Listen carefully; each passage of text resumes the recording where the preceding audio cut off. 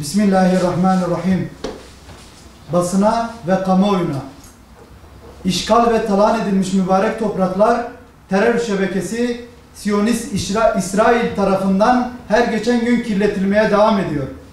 Ümmetin suskunluğu, liderlerin köleliği, yönetimlerin uşaklığı, İslam ülkelerinin parçalanmışlığı Siyonistlere, ümmetin namusu El-Aksa'ya tekrar pervasız ve hayasız bir şekilde saldırma cüretkarlığı vermiştir.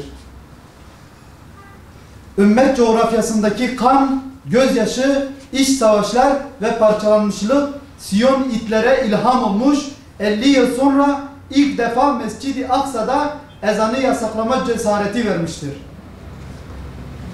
Siyonist necis çizmeler Pak Aksa'mızı kirletmiştir. Mübarek beldemiz ezansız, mescidimiz secdesiz kalmıştır. Süleyman Mabedi projesiyle her gün işgali bir adım öteye götüren Siyonist çeteye Aksa'nın fedaisi Hüdapar Gençlik Kolları olarak ceddimiz Selahaddin Eyyubi'nin sancağı kaldırdığı topraklardan şu mesajı net olarak veriyoruz. Bizler Selahaddin Eyyubi'nin sancağını yere düşürmeyen evlatlarıyız.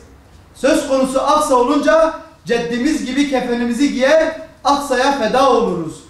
Aksa'nın işgalini sona erdirecek her türlü fedakarlığa hazırız. Bunun için Siyonistler şunu net bilmelidir. Aksa işgali sürdükçe İslam'ın evlatlarına meşru müdafaa hukukunca her türlü eylem ve direniş hakkı doğar. Uluslararası camiaya herhangi bir çağrıda bulunmuyoruz. NATO veya Birleşmiş Milletler'den herhangi bir adım beklemiyoruz. Onlar Siyonist işgale meşruiyet kazandırmaktan başka bir adım atmayacaklardır. Onlardan çözüm de beklemiyoruz. Çünkü tarih göstermiştir ki bu kurumlar Siyonist işgale kılıf uydurmaktan başka bir çözüm sunmamıştır. Fotojenik toplantılar, masa başı muhabbetler ve sahte kınamaların timsahvari eylemler olduğunun bilincindeyiz. Mustazaf halklar da bu sahtekarlığı müşahede etmektedir. Ey kıblesini dönmemiş ve Allah'a iman etmiş olan İslam ülkelerinin yöneticileri, sizlere bir çağrıda bulunmak istiyoruz. Aksa'mız, ilk kıblemiz, aziz topraklarımız işgal altındayken, Siyonistler ve Batı topraklarımızı talan ederken, birbirinize olan kininiz, Batı'ya olan muhabbetiniz niye? Sizler izzetli bir yaşamı terk edip nasıl zillet içerisinde yaşayabiliyorsunuz? Topraklarımız işgal altındayken feryat eden kadınlar ve çocuklar sizi hiç mi rahatsız etmez? Kubbelerimiz ezansız bırakıldı. Mescitlerimizin sessizliği sizi rahatsız etmez mi? Bunlardan korkmuyor, ürpermiyorsanız cehennem azabından da mı korkmuyorsunuz? Vallahi sessiz kalmak sizi helak edecektir. Ardınızdan nesiller size lanet edecektir. Uyanın, can bedendeyken zillet toprağını üzerinizden atın.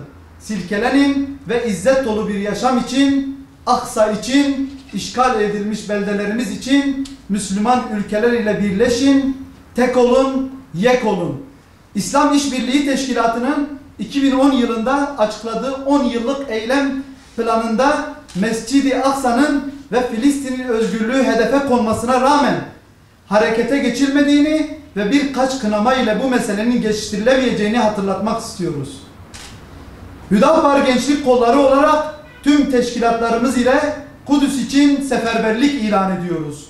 Bundan dolayı Türkiye'nin farklı illerinde Kudüs için yol açık, Kudüs için yol açık sloganıyla başlatmış olduğumuz bisiklet eylemini doğudan batıya götürüp Müslüman halklarımız arasında birlik ve beraberlik oluşturmak ve ilk kıblemiz olan Aksa'mıza sahip çıkılması bilincini ortaya koymak istiyoruz. Bundan dolayı tüm genç kardeşlerimizi bu etkinliği ve sonrasında ortaya konacak eylemleri sahiplenmeye davet ediyoruz.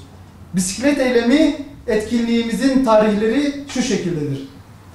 31 Temmuz Diyarbakır, 1 Ağustos Batman ve Bingöl, 2 Ağustos Siirt, 4 Ağustos Elazığ, 5 Ağustos Malatya, 6 Ağustos Şanlıurfa, 7 Ağustos Gaziantep, 8 Ağustos Mersin, 9 Ağustos Konya, 13 Ağustos İstanbul. olmak üzere yaklaşık 11 ilde bu etkinlikleri düzenleyeceğiz. Allah razı olsun.